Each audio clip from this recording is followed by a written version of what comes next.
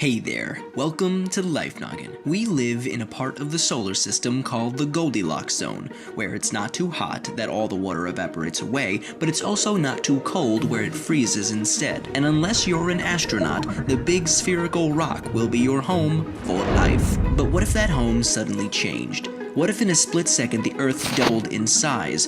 Let's assume that the density remains constant, so the mass of the Earth increased as well. How would that change things? Well, first off, gravity would be very different. The Earth would have 8 times as much mass, and gravity would be twice as strong. So if you stepped on a scale, you'd suddenly weigh twice as much as before. It would be much harder for you to walk, and you'd get tired much more easily. After all, you'd feel like you were giving another version of yourself a piggyback ride, all day, every day, which would look very funny.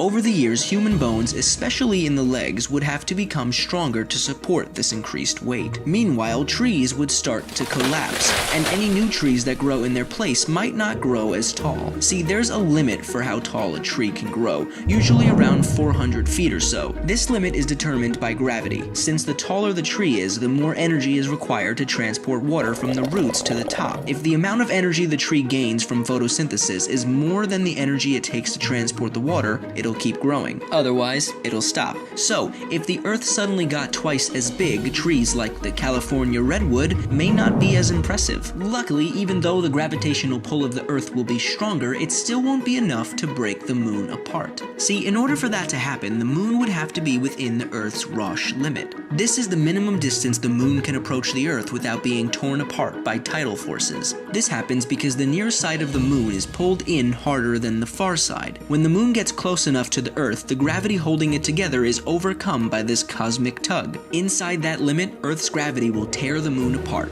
giving us a ring like those around Saturn. Oh, and the more Earth there is, the more it will heat up. See, if there are more unstable elements in the crust and interior, more heat will reach the surface and there may be much more volcanic activity. And I don't know about you, but I'd rather not live in a world where there's a constant threat of an exploding volcano. Oh wait, are we already living in that? I'm looking at you, Yellowstone. Anyway, if you could live anywhere in the universe, no limitations, where would it be and why? If I could, I'd totally live in Jupiter's Great Red Spot. It'd be pretty dangerous, but I'm an animation.